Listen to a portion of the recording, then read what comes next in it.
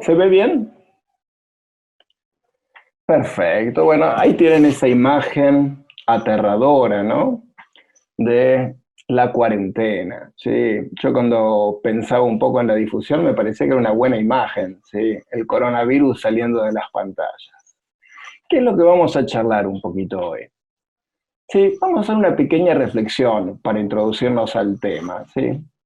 Vamos a ver algunas estrategias comunes para esta situación de cuarentena extendida.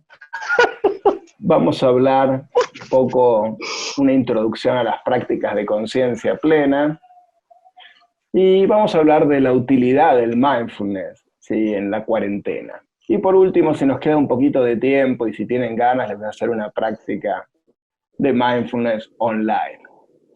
¿Cuándo empezó esto? Sí, esto empezó ya hace algunos meses. En un primer momento, cuando uno empezó a escuchar del coronavirus, lo escuchaba como algo que ocurría lejanamente. Sí, escuchaba esta ciudad, Wuhan, con su mercado, y aparecían fotos, y uno decía, estos lugares que tienen tan poca higiene, mira las cosas que están comiendo. Sí, y uno escuchaba a los ecologistas hacer comentarios como, bueno, miren este bichito que se comieron, el pangolín, pero todo sonaba muy lejano, ¿sí? Hasta que en un momento el coronavirus empezó a desplegar y empezó a salir de esa lejana provincia de China, para nosotros un lugar lejano, y de alguna manera empezamos a escuchar un poco más que ya había salido de China. ¿Sí? Esta es una vieja imagen sobre la peste negra, y uno escuchaba, hablaba de el riesgo y de su rápida difusión, hasta que en un momento, cuando mirábamos las noticias, no sé si conocen esta imagen, es una pintura muy conocida, El triunfo de la muerte, de Bruegel el Viejo. Es una pintura que a mí me encanta, ¿sí? Siempre cuando pensaba como en la desgracia, pensaba en esta pintura, ¿no? Alguna vez voy a dar alguna charla hablando. Si ustedes ven en el margen izquierdo abajo está un esqueleto que se acerca a un rey. Acá en el medio tenemos a la muerte, ¿sí? Que avanza cegando. Y cuando uno veía las imágenes que venían ya de Europa, que uno las veía, ¿no? En España, en Italia, uno empezó a ver esto como claramente, como una situación muy conflictiva. ¿Cuándo esto empezó para nosotros acá en la Argentina? ¿Sí? Empezó primero como imágenes que uno veía de afuera, que es esto que les iba contando, y hace 2 meses aproximadamente acá estamos en cuarentena. ¿Sí? Y hace 2 meses para mí que mi vida pasó a ser esto que ustedes ven acá. Ya no es una imagen lejana, sino es la imagen del living de mi casa. Y hace 2 meses que estoy acá y no salgo. Sí, bueno, salgo a hacer alguna compra, a dar una vueltita. Ustedes vean cómo cambió, ¿no? Yo soy profesor universitario, hago investigación en un hospital. Si ustedes ven, acá les puedo hacer una descripción todavía mejor que del cuadro del triunfo de la muerte, que es el living de mi casa. Si ustedes notan, tengo un hijo chiquito, ¿sí? Está lleno de juguetes. Y les puedo explicar, a los que no conocen, ahí al fondo hay un plesiosaurio, sí, es una caja de dinosaurios, y acá están los dinosaurios de Lego. Sí, hubo un cambio realmente abrupto, ¿sí? Y esto ocurre si tenemos la suerte de estar en el grupo de personas que puede estar relativamente cómoda, ¿sí? Con esta situación de cuarentena, que son los sectores medios y altos. Todo ese grupo social que más o menos estamos protegidos, estamos en un nuevo capítulo de nuestra vida. ¿Qué significa este nuevo capítulo de nuestra vida? No sé si vieron esta película, Atrapados en el Tiempo, ¿sí? Yo la conocía como, la traducción como El Día de la Marmota, y yo tengo la sensación de estar atrapado en el tiempo. Mis días se volvieron iguales. Ustedes me dicen, ¿qué día de la semana es? Sábado, domingo, lunes, miércoles. El otro día me llamaron, me dijeron, ¿te molestaría dar una clase en el sábado? Yo soy de esa gente que dice, trabajar un sábado. Y la verdad, ya no noto ninguna diferencia. Sábado, domingo, lunes, miércoles, ¿sí?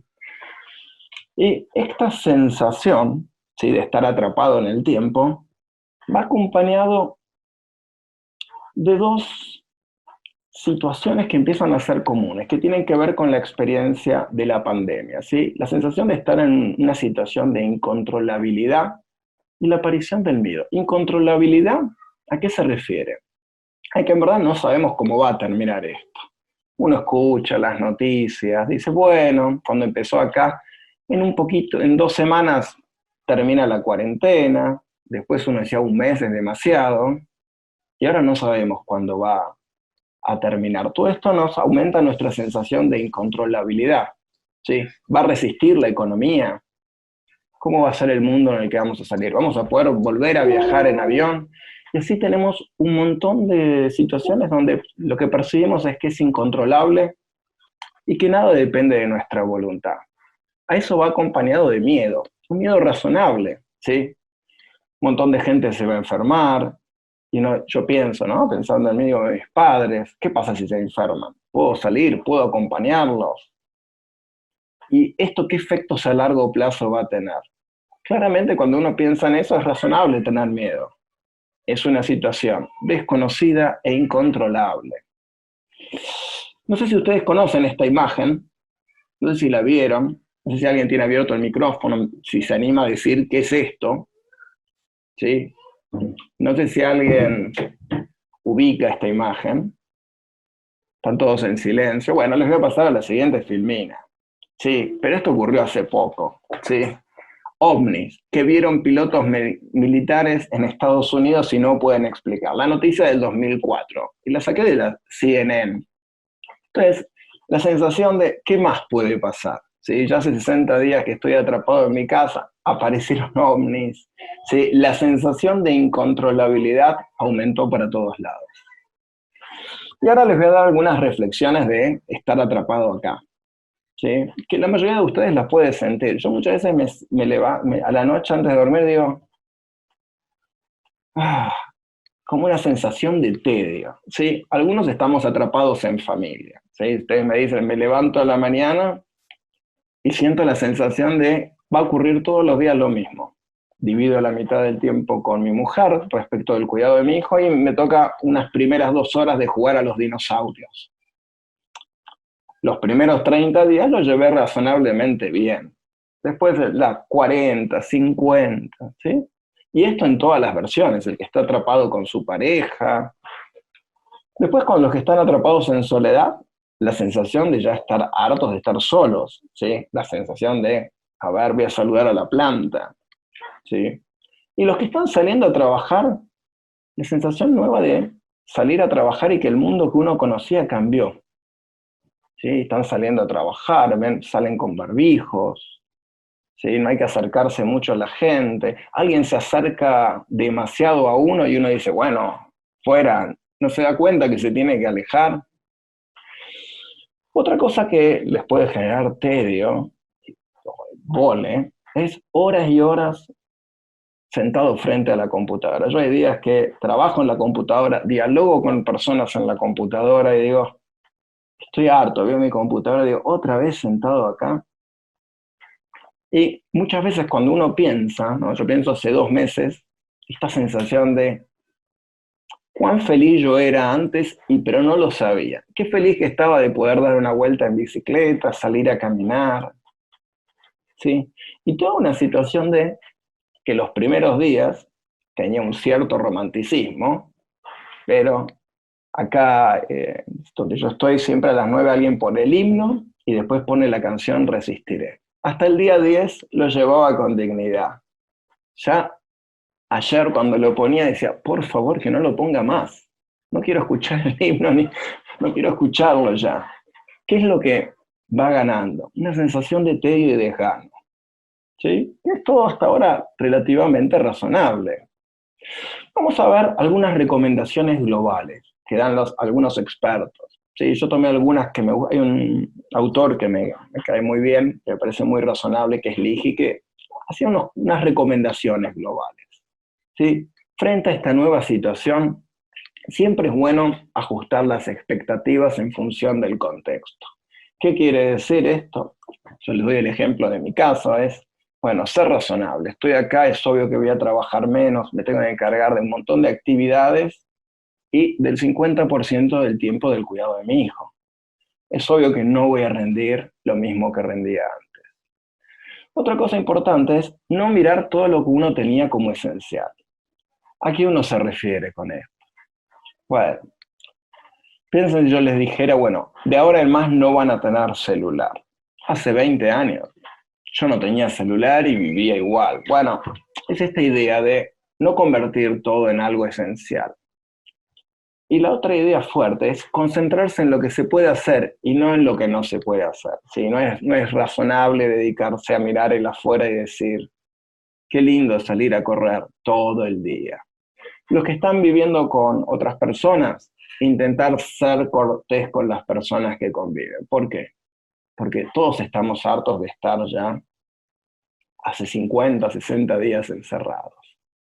Y otra parte importante es no pensar que este capítulo va a quedar así para siempre. Esto, si uno lee un libro, algún capítulo que uno diga, bueno, resulta un poco aburrido, ¿sí? Yo tenía para el año 2020 partes más entretenidas planeadas. ¿Sí? Yo pensaba irme a hacer una temporada afuera, trabajar a otra universidad, y el capítulo tuvo una vuelta, coronavirus, y estoy acá. ¿Sí? Pero esto es un capítulo más del libro de la vida. ¿Sí? Entonces hay que tomarlo en contexto. Probablemente dentro de un año y medio, esto sea un recuerdo. Y tomarlo en contexto, ¿sí? Si uno lo toma con la sensación de que, bueno, esto puede quedar así para siempre, uno está haciendo futurología y lo que en general uno hace con esto es amargarse. Vamos a ver de qué nos pueden servir las prácticas de conciencia plena o mindfulness. En primer lugar, capaz no todos saben qué son las prácticas mindfulness, voy a hacer un pequeño comentario de qué son estas prácticas. ¿Sí? Y estas prácticas tienen que ver con algo que cada tanto ocurre, ¿sí?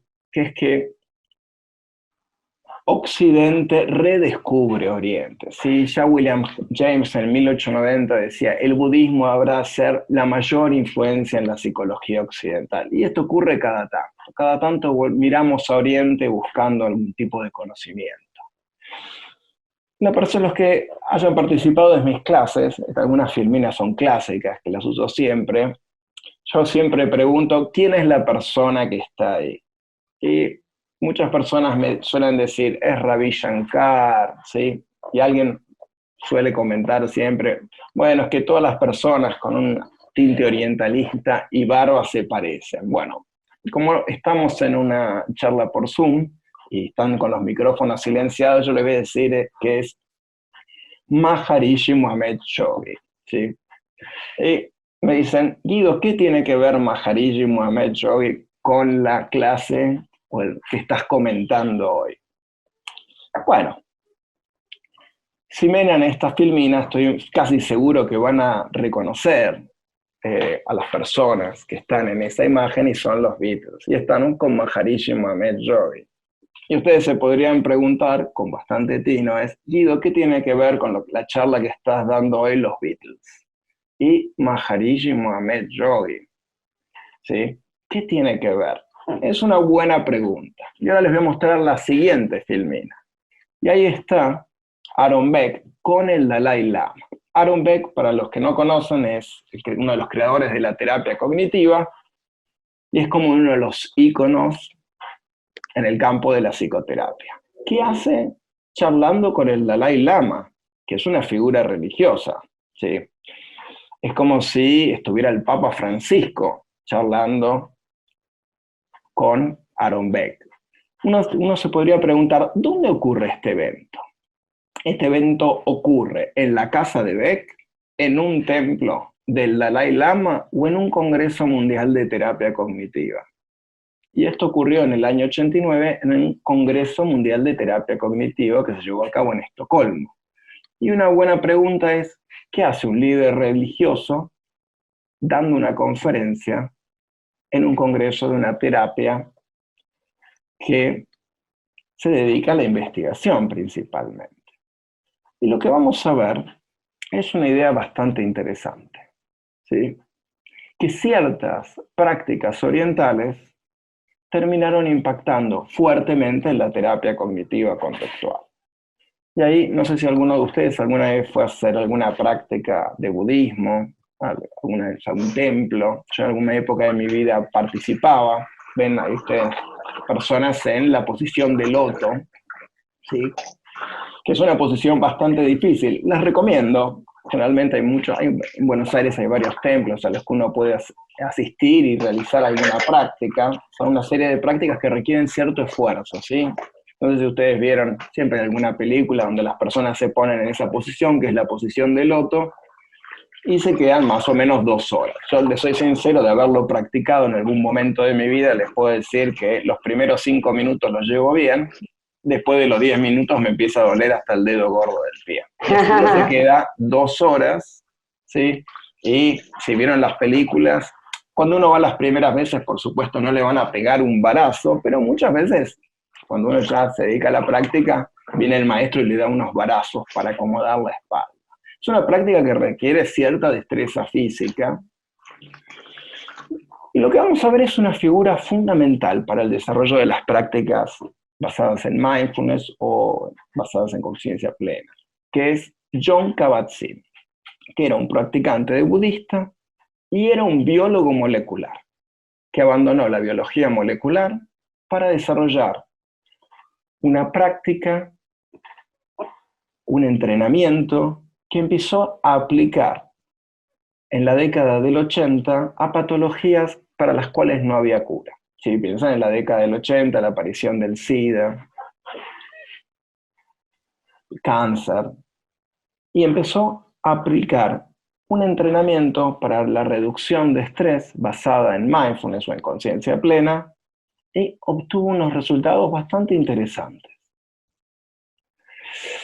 Y si uno viera un poco estas prácticas, sería como un budismo para principiantes, unas prácticas orientales, que es una combinación de prácticas, ¿sí? Y él va a desarrollar el programa de reducción de estrés basado en mindfulness, que es un modelo bastante sencillo, ¿sí? Que incluye prácticas de mindfulness que incluyen hatha yoga, escaneo corporal, distintos tipos de meditaciones. Y estas prácticas tienen como objetivo aumentar la percepción, de ampliar la conciencia de la persona en el preciso momento. ¿Qué quiere decir esto? Aumentando la percepción, tanto de las emociones, los estados mentales, los contenidos mentales. De alguna manera sería una versión occidentalizada de ciertas prácticas budistas. ¿Qué es lo que ocurrió? Estas prácticas que surgen en los 80 empiezan a impactar en muchos modelos de terapia cognitiva conductual. Piensan en la terapia cognitiva conductual como un amplio espectro de modelos de tratamiento. Y lo que van a hacer es esto que surge como una práctica derivada del sistema panindio, van a intentar de alguna manera formalizarlo para aplicarlo en distintos tratamientos psicológicos. Ustedes van a ver muchos modelos y muchas definiciones, muchas explicaciones para qué es mindfulness o conciencia plena. Y acá les traía algunos ejemplos para que ustedes puedan ver, ¿sí? Acá tenemos, de alguna manera, esto lo tomé de Baer, de Ruth Baer, de el libro de terapia basada en procesos de Hoffman y Hayes, ¿sí? Del año 2018, donde hay un capítulo de Ruth Baer que ella siempre es muy buena explicando, y va a poner muchos modelos y va a preguntarse qué es la práctica de mindfulness y cómo se realiza. ¿Sí? Esto es para que ustedes tengan una visión general. El primer modelo es el clásico, el de Kabat-Zinn, que ¿qué es prestar atención con conciencia respecto de lo que aparece cuando uno presta atención. ¿Cuál es el propósito? El propósito es captar el momento presente y evitar el proceso automático de juicio de valor. Piensen que nosotros automáticamente cuando estamos escuchando algo, lo evaluamos. Me gusta, no me gusta, lo entiendo, no lo entiendo. me molesta. Bueno, es como prestar atención y de alguna manera en ese prestar atención frenar el proceso automático.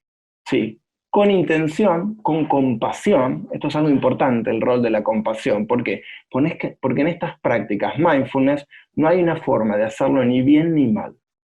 No es que uno tiene que relajarse o sentirse mejor, es aumentar la percepción, tanto de las cosas que uno está pensando o sintiendo en el sentido amplio, que puede ser una emoción, un dolor físico, ¿sí? De una manera abierta y amable. Después hay otro modelo, ¿sí? El de Marlatt y Christenler, ¿sí? Donde el foco es qué es mindfulness, es traer la atención al presente, a la totalidad de las experiencias. ¿Cómo hacerlo? Prestando atención en el momento en momento y con una actitud de cortesía y amabilidad. Después está la clásica definición de Bishop, que era un grupo de investigadores que buscaron una definición de consenso, ¿sí? Que esta es como una de las más utilizadas, que es la regulación de la atención orientada a mantenerse en la experiencia del presente. ¿Cómo se realiza eso? Con una actitud de curiosidad y apertura y aceptación. Después tenemos la definición de Germer, Zigan y Fulton, ¿sí? ¿Qué sería eso? Conciencia de la experiencia presente, cómo se realiza con aceptación, evitando los juicios de valores y con cortesía y amabilidad. Está la definición de Linehan, que es el acto de focalizar la mente en el presente, siguiendo momento a momento, como evitando hacer juicios de valor, con una apertura y fluidez hacia el momento que estamos viviendo. ¿Sí? Estas serían algunas definiciones. Vamos a ver qué sería lo que hacen las prácticas de mindfulness como un resumen de todos los modelos. ¿Sí? Llevar a cabo prácticas de conciencia plena, lo que hacen es incrementar nuestra capacidad de relacionarnos con los procesos internos, sean sensaciones corporales, pensamientos, emociones, observándolos de una manera amable, sin llevar a cabo juicios de valor, con curiosidad. ¿Sí? Esto sería poder descentrarnos de nuestros pensamientos o de fusionarnos. Notar que un pensamiento no es la realidad, sino que es solo un pensamiento. ¿Esto qué lleva? A tener menor reactividad a los distintos estresores, menor preocupación, menor nivel de rumiación, más autocompasión, más sensaciones positivas y poder actuar más orientado hacia nuestras conductas. Es decir, estas prácticas aumentan nuestra percepción en un sentido global y nos permiten reaccionar de otra manera. ¿Cuáles son los efectos respecto de la salud mental? Nos volvemos menos susceptibles a la psicopatología y tenemos mayor capacidad para afrontar el estrés, el dolor y las condiciones generales de salud. ¿Sí? Ahora vamos a ver, ¿cómo puede servirnos? ¿Sí? Vamos a intentar pensar un poco más en esta situación, ¿sí? Para muchos de no poder salir de nuestra casa, o a los que salen, salir de una manera mucho más reducida e incómoda. Vamos a pensarlo a partir de uno de estos modelos. ¿Sí? A mí me encanta la explicación que dan William Tisdale y Siegel para las prácticas mindfulness. Y ellos van a decir que hay dos modos mentales, un modo hacer y un modo hacer. ¿Sí? Ahora los vamos a explicar. Pero piénsenlo como si fueran los cambios de un auto. ¿Sí? Ya no serviría para esta época para los que tienen caja automática, pero piensen para cuando no había caja automática. ¿Sí? Uno va en un cambio, o vas en primera o vas en segunda. Entonces piénsenlo como los cambios de un auto. Antes de ir acá, retomemos dos amigos de la pandemia, ¿sí? Dos de las situaciones que estamos viviendo cotidianamente: incontrolabilidad y miedo. Y no son pensamientos irracionales. Esto de cuándo va a terminar esto y cómo va a terminar, nadie tiene, o al menos la mayoría de nosotros no tiene idea. Y la idea de tener miedo no es irracional. ¿Sí? Que uno vaya por la calle y diga, Acá hay mucha gente y no respeta la distancia. Me da un poco de miedo, mejor me alejo. ¿Sí? Entonces tenemos dos características que va a tener nuestra experiencia durante la pandemia. Tengámosla presente. Tenemos dos modos. ¿Sí? El modo azar es un modo de resolución. La mente percibe discrepancias entre las cosas como son y lo que deberían ser. ¿Sí? Piensa en lo que nuestra mente genera discrepancias. Piensa en un ejemplo sencillo. Se pincha la rueda del auto y uno dice, qué embole, emoción negativa. Se me pinchó la rueda. Y esto nos lleva a un modelo de resolución. A ver, hace un montón que no cambia una rueda. ¿Cómo se cambia una rueda? A ver, había una cosa que era el gato. Uno lo abre, lo saque. ¿Para qué lado va? Para el otro. Surge un modelo de resolución. Y esto es totalmente razonable. Nos ocurre todo el tiempo. Uy, me olvidé de comprar manteca. Bueno, a ver, qué embole, me olvidé. Bueno, salgo de nuevo. ¿Cómo lo resuelvo? Piensa en el modo hacer como un modo donde la mente procesa discrepancias y las vamos resolviendo. ¿Sí? Es un modelo en el que habitualmente estamos, un modelo de resolución. Este modelo es adaptativo si se reduce rápidamente la discrepancia, es decir, el estado de hacer finaliza. ¿Cuándo se vuelve desadaptativo?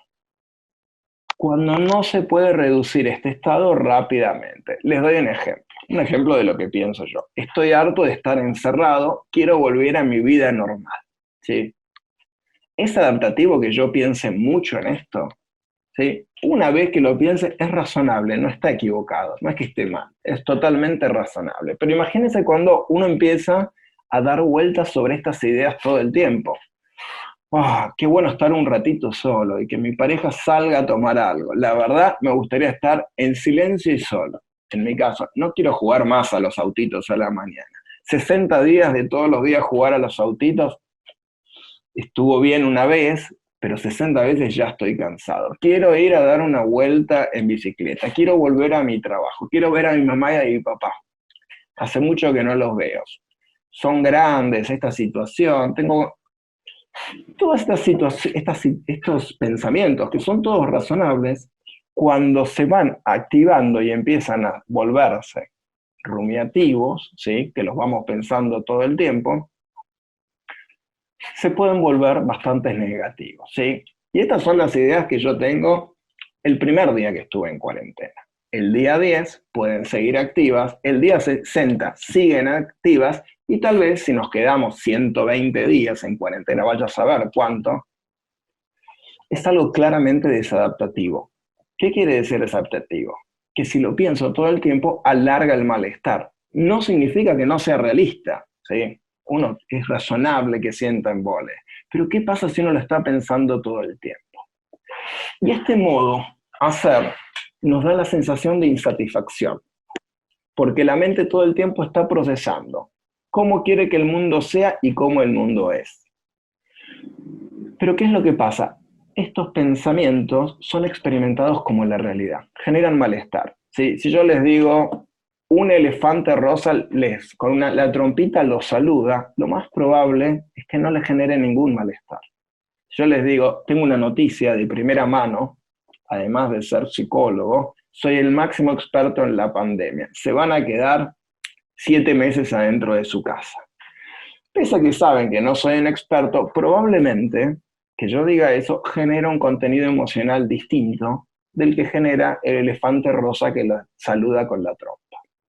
Entonces, muchas veces nosotros experimentamos los pensamientos como la realidad, no como lo que son, simples pensamientos.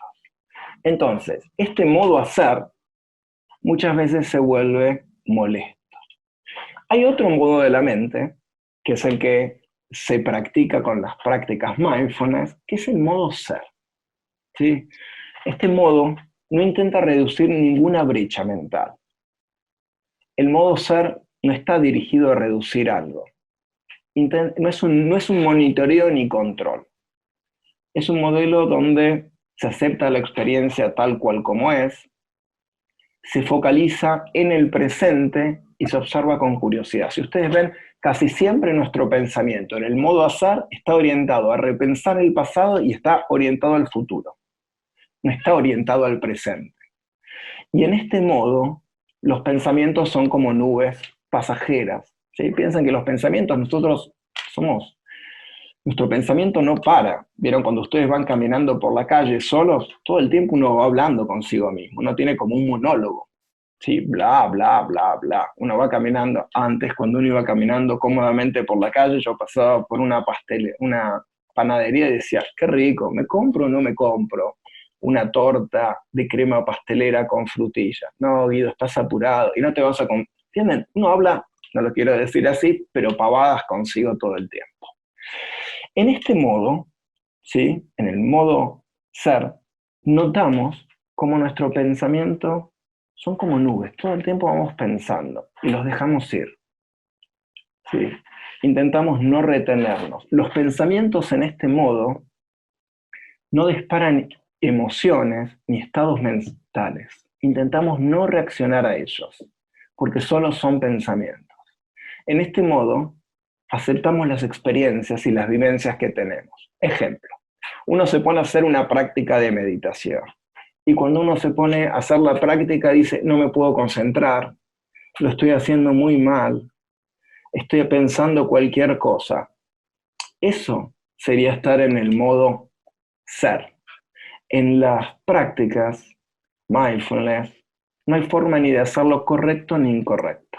No se trata ni de relajarnos ni de sentirnos mejor. Se trata de conectarlos con la experiencia que estamos viviendo en ese momento.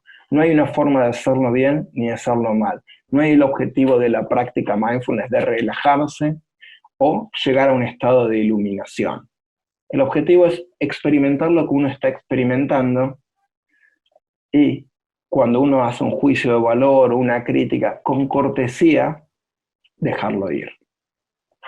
Entonces, vamos a comparar estos dos modos, ¿sí? Modo hacer y modo hacer.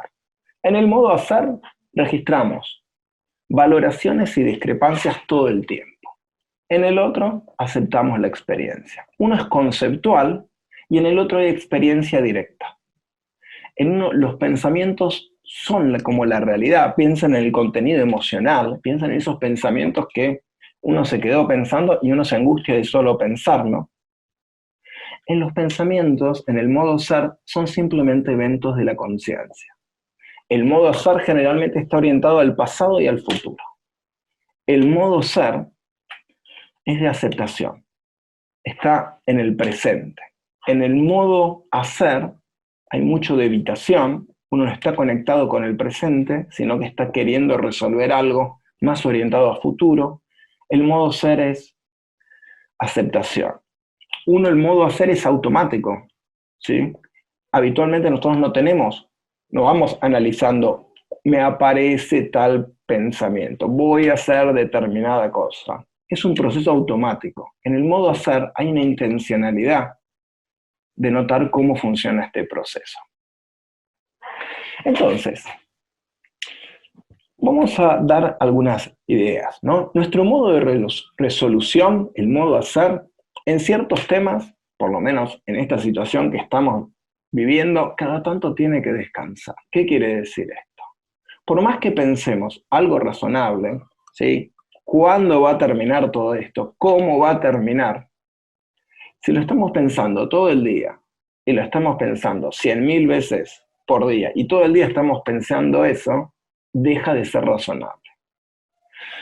Y las prácticas mindfulness nos enseñan que muchas veces es más saludable no intentar corregir la realidad con nuestros mecanismos mentales y es mejor aceptarlo, ¿sí? La estrategia de aceptación es muchas veces más saludable. Por eso es que las prácticas mindfulness nos permiten, por un lado, el reconocimiento de estos procesos automáticos, ¿sí? Piensen que, no sé si alguna vez lo hicieron, este ejercicio, no pensar. Bueno, no voy a pensar nada. Al ratito uno dice, bueno, pero estoy pensando que no pienso. No, pero no tengo que pensar. Bueno, pero no puedo. Bueno, no pienses, mente en blanco. Mente en blanco. Pero si estoy hablando de mente en blanco, ¿estoy pensando o la tengo en blanco? No, no está. ¿Sí? ¿Entienden? Las prácticas mindfulness lo que hacen es, nos permiten el reconocimiento de estos procesos automáticos que nos pueden ayudar a aumentar nuestra percepción de cuando nuestro pensamiento está focalizado todo el tiempo en lo incontrolable y el miedo, ¿sí? Que puede resultar algo relativamente dañino. Acá yo les dejaría, no sé cómo podemos hacer, porque son muchas personas, si alguien quisiera preguntar algo, yo debería sacar la imagen, porque yo lo que tenía ahora era la posibilidad de que hagan algunas preguntas, además que los pueda ver, que veo que hay mucha gente conocida que no veo hace mucho. Ahí lo veo a Sebastián, a Luciana, a Mario. Si alguien quisiera preguntar algo, y después yo lo que haría es una pequeña práctica como para cerrar, un pequeño ejercicio, ¿sí? Si alguien quiere preguntar algo, es medio difícil, no sé cómo se hará, Gisela, con tanta gente, pero si alguien quiere preguntar algo. No, el que quiera, mientras que no se pise con el otro, puede sacar el silencio del micrófono. No, no es que no se pueden sacar y hablar. Está muy bueno porque veo mucha gente conocida, que los debería reconocer. Alberto Ripke, que no lo vi hace mucho, está Julieta, que es muy bueno esto, ¿eh? Ahí está Vivi, el misionero, muchos amigos, Mercedes, Meche Mazula, muy bueno es esto. ¿Alguien quiere preguntar algo? ¿Quieren que les haga el ejercicio? Si no, Yo tengo una pregunta, pero no sé si habrá de dale. otro. ¿Puedo? Sí, por supuesto. Con lo que pensaba era respecto de esta práctica, ¿no? O sea, que no hay modo, o sea, que no tiene que ponerse en juego si está bien o está mal, pero en esto de ejercitarla, primero si todos podemos como realizarla, y de hecho, bueno, está la posibilidad de hacer un ejercicio, y después, más allá de esta cuestión que no se ponga en juego de lo valorativo, ¿sí? Si en esto de hacerlo de modo continuo, bueno, o sea, los alcances pueden ser mejores o no, o no sé, digamos. Es una buena pregunta. En verdad lo puede hacer todo el mundo. Sí, estas prácticas son, nada, empezaron a ser investigadas en la década del 80. Son prácticas, muchas del sistema oriental, sí, del sistema palindio, incluyen muchas prácticas.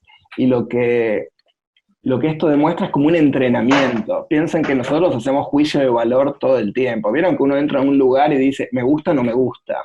Uno no tiene ni idea. O uno conoce a alguien, lo ve por primera vez y dice, qué bien que me cae. Y uno dice, pero qué pavada estoy diciendo que no sé nada de esta persona. No, pero me cae tan bien. Como somos máquinas de valorar en proceso automático. Uno va caminando por la calle y ve algo y dice, pero qué bien que le queda, qué mal que le queda, qué ridiculez. Vieron que uno va como monologando y todo el tiempo hace juicio de valor. Vieron como si uno todo el tiempo tuviera, y uno no tiene datos suficientes. Entonces, esto es una práctica, ¿sí? Que lo que hace es ver cómo funciona tu proceso mental, que muchas veces es un proceso de valoración continuo. Vieron cuando uno se pone a hacer algo, enseguida dice, ay, lo estoy haciendo bien, no lo estoy entendiendo. ¿Sí? Estos son procesos automáticos. Entonces, lo que intentan en este entrenamiento, de alguna manera hacer, una práctica, no sería un entrenamiento directamente, es aumentar la percepción de los procesos automáticos. Piensen que uno va hablando, monologando consigo todo el día, y si uno pudiera notar todo lo que dice, uno habla pavadas. Uno va charlando, ¿vieron que uno tiene un monólogo? Bueno, este monólogo muchas veces funciona en automático y se queda enganchado en determinadas cosas. Estas prácticas lo que hacen es aumentan la percepción de estos procesos. ¿Vieron el ejemplo clásico? Uno está sentado en un lugar y de golpe nota un gran dolor en la espalda. Que el dolor apareció mágicamente en ese momento donde sentimos el dolor de espalda. ¿Sí? Es como uno no le presta atención. Entonces, las prácticas de mindfulness lo que hacen es aumentar la percepción y de estos procesos automáticos que a veces pueden ser muy negativos. Por eso tantos modelos del amplio espectro de la terapia cognitivo-conductual implementan estas prácticas. ¿Sí? Piensen que muchos modelos muy distintos y a veces con ideas bastante distintas de cómo se produce el malestar, lo utilizan. ¿Por qué lo utilizan? Porque encuentran estos beneficios. ¿Sí? No sé si respondí, pero ¿alguien quiere hacer alguna otra pregunta o hacemos el ejercicio? Ah, mirá acá. Hola Guido, Ahí Marité Ripka, Marité, hace años que no nos vemos, qué gusto verte por ¿cómo acá. estás? Bueno, muy interesante la charla y yo lo que te quería preguntar era, porque, bueno, yo no soy colega, me dedico a los recursos humanos y trabajo con equipos de trabajo y me parece que es muy interesante la práctica de mindfulness porque muchas veces los equipos también hacen procesos en automático o tienen dinámicas sociales entre ellos que las vivencian como transparentes, ¿no? Y me parece que el mindfulness también podría ayudar a los equipos de trabajo a ser más conscientes de esas dinámicas que van estableciendo o de la forma en la que hacen las cosas cuando uno necesita generar un cambio de hábito, ¿no? ¿Cómo trasladarías el mindfulness, que parece algo tan personal y tan íntimo, a un equipo de trabajo? Es una buena pregunta. Cuando surgió el mindfulness en la década del 80, ¿conocen este dicho? Cuando uno tiene un martillo son todos clavos. Son Entonces todos clavos. empezaron a probar, claro, con todo. Entonces, si ustedes ven, Kabat-Zinn, que fue el desarrollador, vieron que yo puse la foto, además que tiene muy parecido a Richard Gere. Yo creo que eso debe haber ayudado a la difusión. Para los que no conocen, Richard Gere era un actor, un galán, ¿sí? Kabat-Zinn es re parecido para mí. Yo algún día voy a escribir un artículo, digo, cómo ayudó al mindfulness que Kabat-Zinn parezca un actor, ¿sí?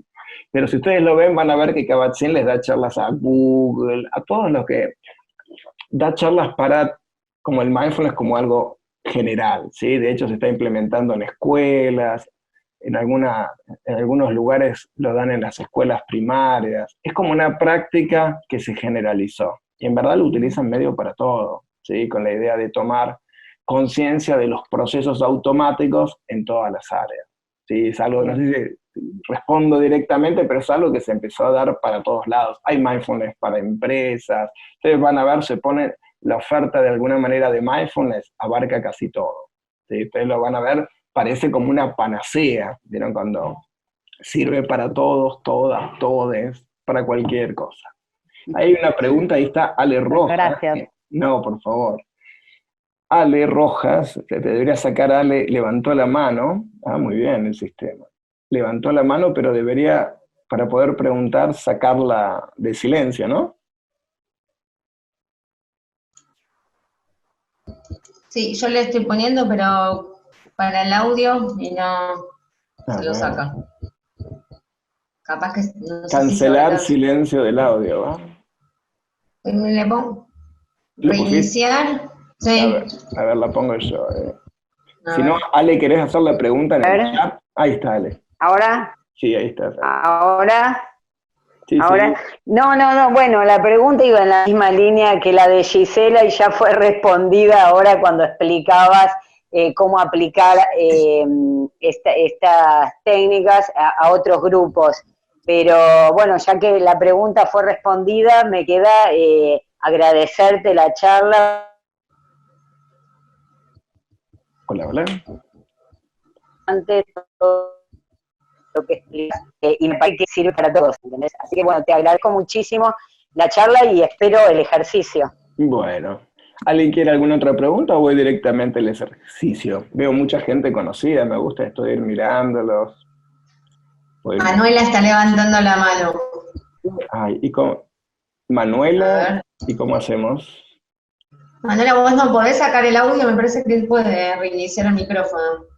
Hola. Ahí está, sí, ahí se escucha perfecto. Ah, perfecto. Sí, bueno, yo trabajo en clínica y mi consulta sería la siguiente. Hice prácticas de yoga propiamente dichas y cuando hablabas de la aceptación, como lo que pensaba era, bueno, trabajar la aceptación, pero cómo no dejar que el paciente se recueste únicamente en la aceptación y digamos, se relaje y como, listo, bueno, lo acepto y ya, y me quedo acá pasivo, esperando a que el cosmos suceda. Es una buena pregunta, a ver, porque tenemos, por un lado, las prácticas mindfulness y el acoplamiento a los distintos modelos teóricos. ¿Sí? En la mayoría de los modelos se combina con prácticas de aceptación y cambio. Porque tu pregunta es, bueno, uno podría decir, soy un alcohólico. Bueno, acepto mi deseo de tomarme un vinito y me tomo 5 litros de vino y acepto la experiencia de ser un borrachín tal cual como es.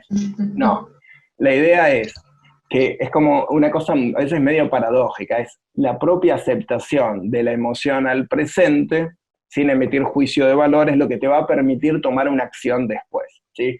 Por ejemplo, del modelo del que yo más sé, que es el de terapia cognitiva basada en la conciencia plena, que es para la depresión recurrente, vos lo que utilizás es la aceptación para no iniciar la larga cadena de discusión mental, ¿sí? Por ejemplo, en depresión recurrente es muy común que el paciente venga y diga, no me quiero volver a deprimir, fue algo horrible y no quiero que me vuelva a pasar. Entonces, de golpe, se siente mal un día. Esto es algo bastante interesante. ¿Por qué? Porque en este modelo lo que dicen es que las personas que se deprimieron varias veces, queda fijado a la emoción los pensamientos negativos, ¿sí? Piensen que todos los días no es necesario estar en esta cuarentena media infinita o en la pandemia para que uno se amargue. Uno se amargaba por pequeñas cosas que ahora parecen irrelevantes, ¿no? Yo iba con el auto, quedaba atrapado en el tráfico y no es que decía, quedé atrapado en el tráfico, qué horror. Uno le cambia el ánimo, ¿sí? Uno necesita grandes cosas para amargarse. O no sé, uno va a comprar al supermercado y hace la cola y quiere hacer un asado y dice, no hay entraña, pero qué porquería. Uno se amarga por cualquier pavada, ¿sí? Entonces, lo que ellos dicen es todo el tiempo nos cambia el ánimo.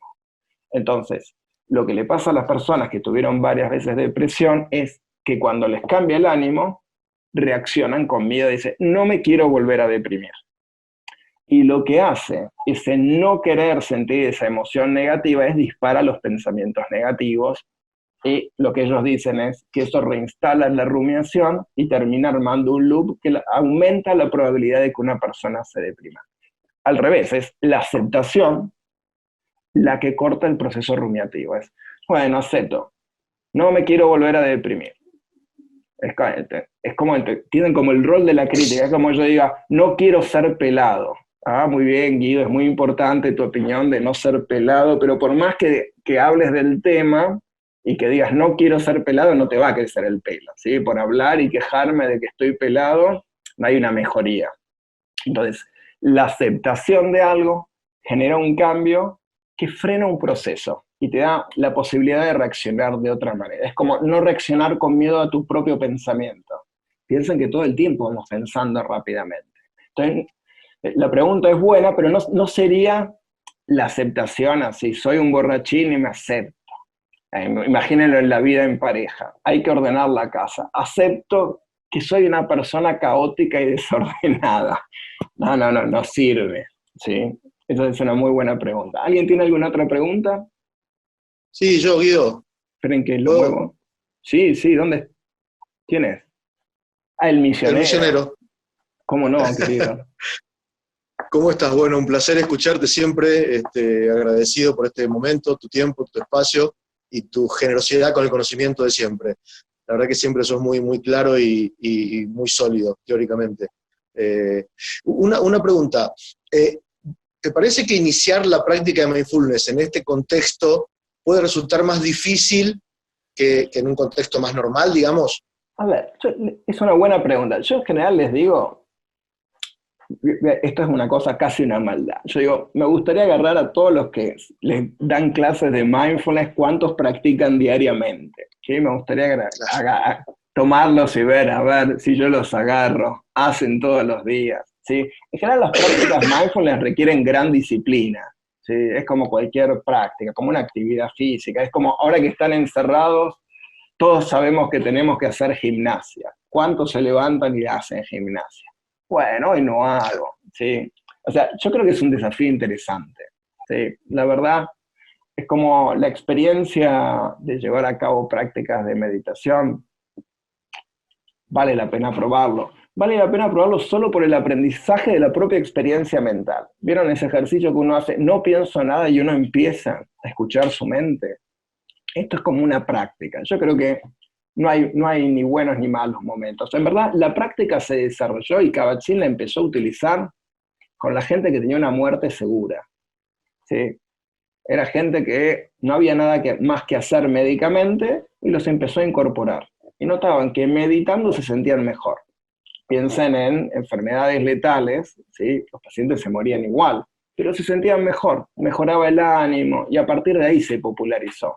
Yo creo que siempre es buen momento para hacer estas prácticas. Es como, casi les diría, es como siempre es buen momento para hacer actividad física.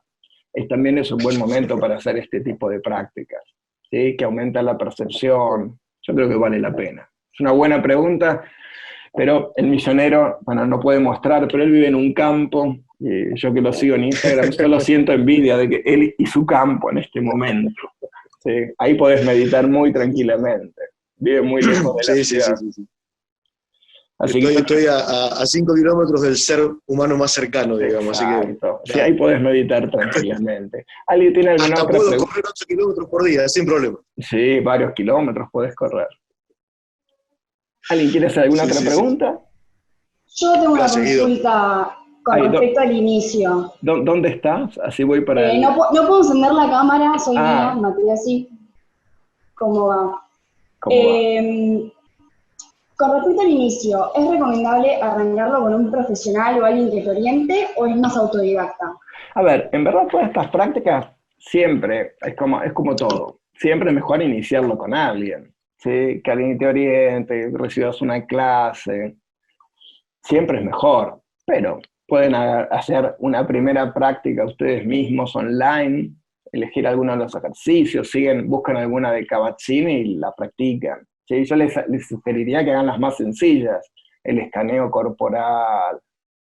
Sí, cuando uno hace por primera vez yo cuando me entrené, yo vengo de una familia muy hippie, esto siempre lo cuento, y yo hacía meditación trascendental, vieron Maharishi Muhammad Yogi, y ahí está Sebastián Adamoski, que se ríe, que es un psicólogo amigo, que él recuerda, y él también hizo las prácticas de meditación de que todos nos gastaban en la escuela, los ridículos de 15, 16 años que meditaban, ¿sí? Entonces, ustedes me dicen, estas prácticas son como un conjunto global de prácticas, ¿sí? La meditación trascendental que hacíamos no sería exactamente como mindfulness, pero es una práctica oriental. Entonces, vos lo que tenés hay un montón de prácticas, ¿sí? Entonces yo vengo de un modelo familiar donde estas prácticas son valoradas. Pero me fui de tema, perdón, ¿en qué me había preguntado? Me había preguntado algo claro y me fui y me conecté, que ahí lo veo a Sebastián, que no lo veo hace años. Perdón, me repetís la pregunta de FDT.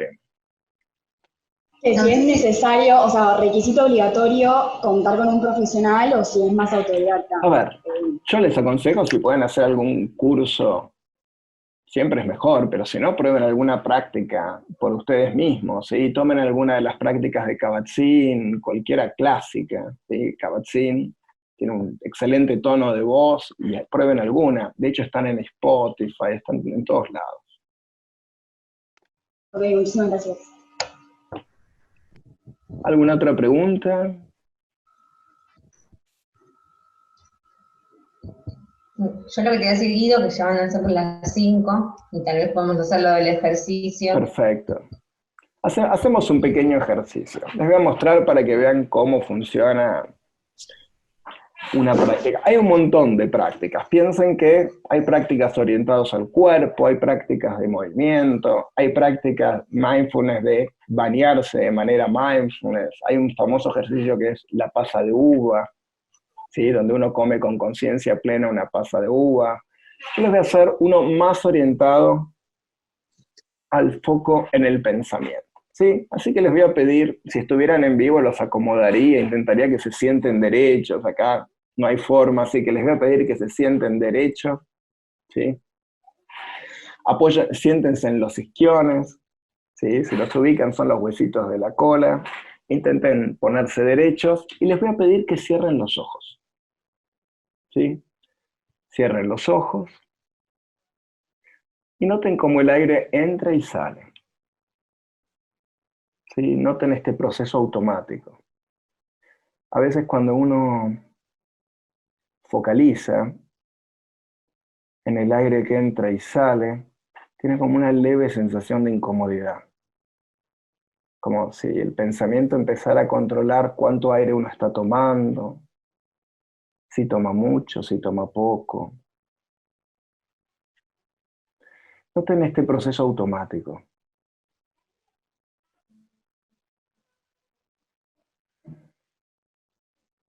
Y les voy a pedir que focalicen en el sonido. Muchos tienen los auriculares puestos, pero probablemente noten que hay un sonido externo.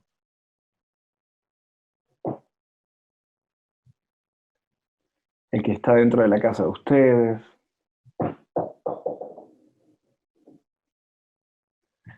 Y les voy a pedir que lleven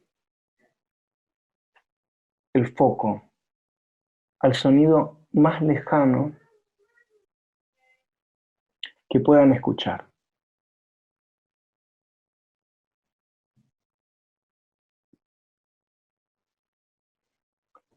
Si están en un departamento, puede que escuchen el sonido de la calle,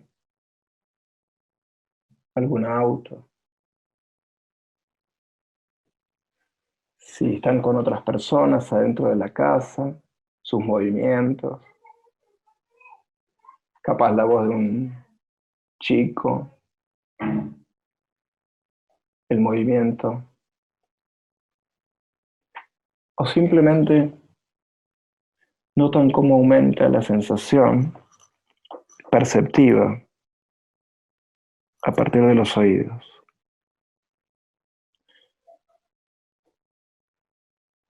Ahora lleven el foco junto con el sonido al proceso automático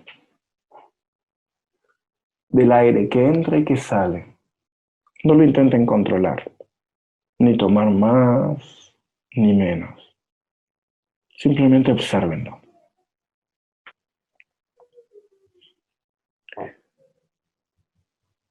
Y sigan focalizando en el continuo del sonido. Incluso si no escuchan nada, no escuchar nada sería algo. Y recuerden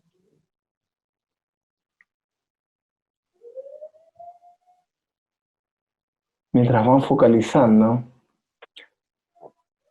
que no hay ni una forma ni correcta ni incorrecta de hacer esta práctica. Si la mente se va, si no logran conectarse con el sonido o con el aire que entra y que sale,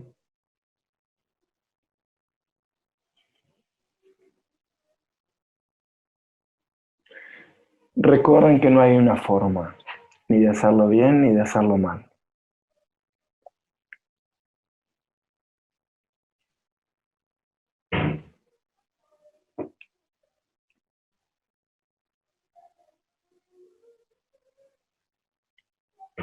Ahora les voy a pedir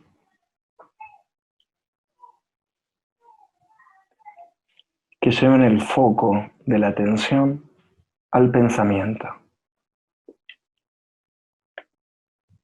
Y noten qué pensamientos van apareciendo.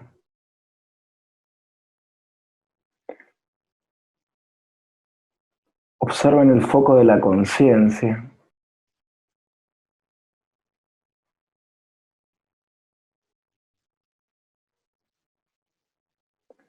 Y noten cuando se dan cuenta que están pensando. Puede ser una reflexión. Ah, estoy pensando, no debería pensar. O simplemente qué es lo que van a hacer después. Cuando se dan cuenta de que están pensando, con cortesía y con amabilidad, lo dejan ir. Puede que haya pensamientos más intensos, que no son fáciles de dejar ir. Bueno, en la medida de lo posible, cuando puedan, lo dejan ir. Recuerden que si se distraen, si la mente se va al pasado, al futuro o alguna sensación corporal, no es que lo estén haciendo ni bien ni mal. Se trata de que se conecten con la experiencia de lo que están viviendo tal y cual como es. Los pensamientos muchas veces son como si uno observara un río. Y generalmente cuando uno se pone a pensar es como si apareciera dentro del río. De golpe uno está pensando algo y uno apareciera en el río. Lo están mirando y de golpe aparecen en el medio. Cuando el pensamiento apareció y toman conciencia de que están pensando, con cortesía y con amabilidad, simplemente lo dejan ir.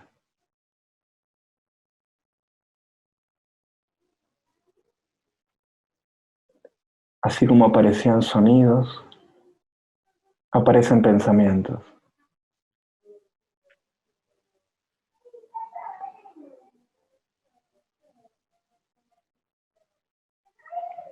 Noten cómo,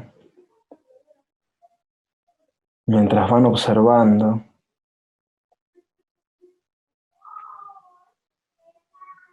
qué aparece, cuando aparece, tardan un rato o unos segundos en notar que están pensando. Cuando aparece el pensamiento,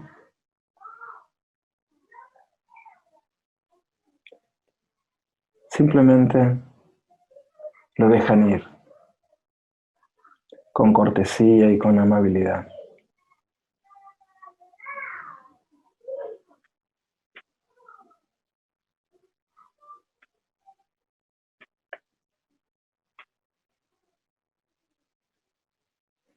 Ahora les voy a pedir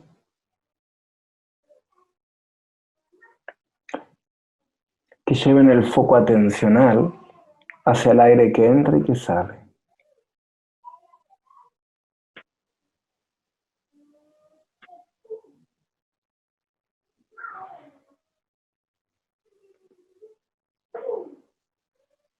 El aire que entra y que sale es forma de un proceso automático.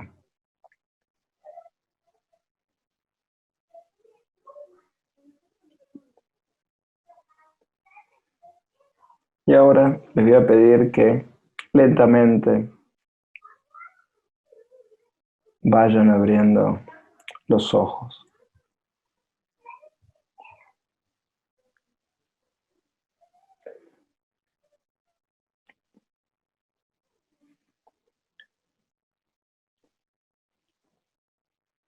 Este es un ejercicio muy corto, ¿sí? Los ejercicios generalmente, los de mindfulness, duran 20, 30, incluso 40 minutos. Hay algunos ejercicios cortitos. Pero si ustedes lo que este ejercicio les muestra es el proceso automático de pensar.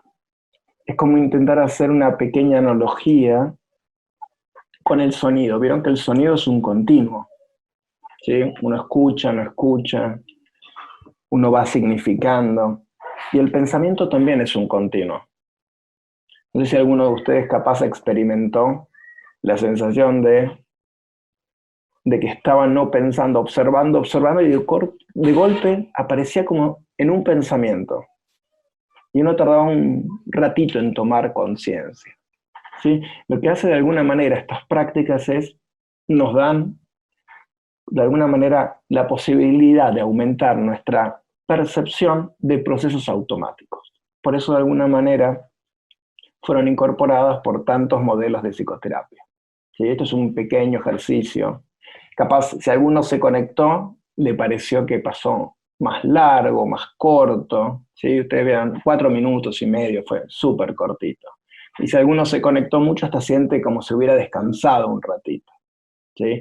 Bueno, mi sugerencia es que para esta larga pandemia donde vamos a tener miedo y todo va a ser incontrolable, De hecho, jamás, yo di una pequeña charla a los 2 días de que empezó esto. Ya hace 60 días, jamás hubiera pensado que iba a estar 60 días donde salgo muy de tanto en tanto. Me parece que a la mayoría nos pasó algo parecido. Así que yo les hago la sugerencia de que hagan todos los días una de estas prácticas y de paso uno aprende algo nuevo, ¿sí? Pero esto nos va a aumentar nuestra percepción de ciertos procesos automáticos que a veces resultan muy dañinos, ¿sí? Esto de estar pensando todo el tiempo, ¿cuándo termina? El pensamiento, quiero salir, bueno, mucho no ayuda, ¿sí? Bueno, les agradezco mucho a todos la compañía, una gran alegría ver mucha gente que no veía hace mucho tiempo, así que bueno, les agradezco por haber estado acá y bueno, y nos veremos en alguna otra actividad que organicemos en algún otro momento. Bueno, les dejo un gran saludo a todos.